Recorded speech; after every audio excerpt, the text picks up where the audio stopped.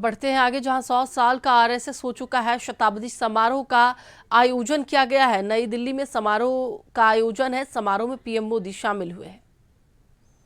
पहली बार ऐसा हुआ है।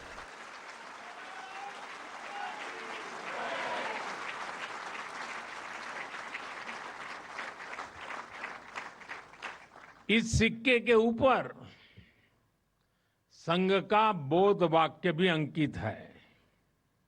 राष्ट्राय स्वाहा इदम राष्ट्राय इदम न मम।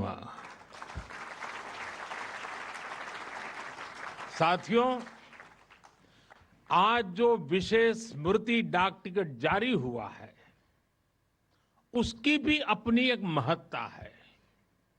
हम सभी जानते हैं 26 जनवरी को गणतंत्र दिवस की परेड की कितनी अहमियत होती है। 1963 में 1963 में आरएसएस के स्वयंसेवक भी 26 जनवरी की उस राष्ट्रीय परेड में शामिल हुए थे और उन्होंने आन बान शान से राष्ट्रभक्ति की धुन पर कदम ताल किया था।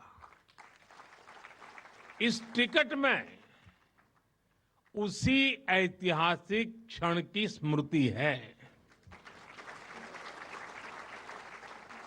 साथियों, संघ के स्वयंसेवक जो अनवरत रूप से देश की सेवा में जुटे हैं, समाज को सशक्त कर रहे हैं, इसकी भी झलक एक स्मारक डाक टिकट में है।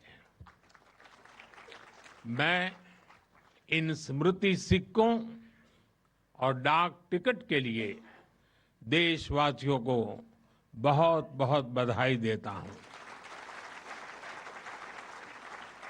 साथियों, जिस तरह विशाल नदियों के किनारे मानव सभ्यताएं पनपती हैं, उसी तरह संघ के किनारे भी और संघ की धारा में भी सैकड़ों जीवन पुष्पित पल्वित हुए हैं।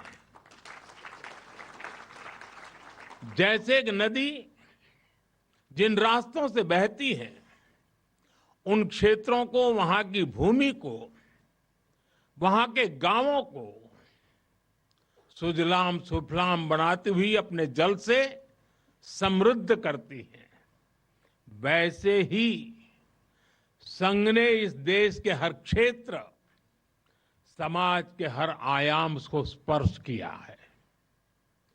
यह अविरल तप का फल है, यह राष्ट्र प्रवाह प्रबल है। साथियों, जिस तरह एक नदी कई धाराओं में खुद को प्रकट करती है, हर धारा अलग अलग क्षेत्र को पोषित करती है, संघ की यात्रा भी ऐसी ही है। संघ के अलग अलग संगठन भी जीवन के हर पक्ष से जुड़कर राष्ट्र की सेवा करते हैं।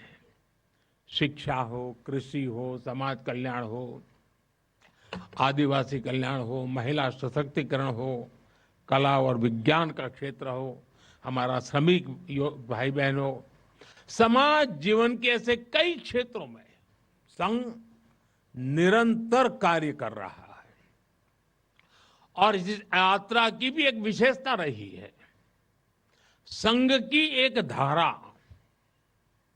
अनेक धारा तो बनी, मल्टीप्लाई तो होती गई, लेकिन उनमें कभी विरोधाभास पैदा नहीं हुआ, डिवीजन नहीं हुआ।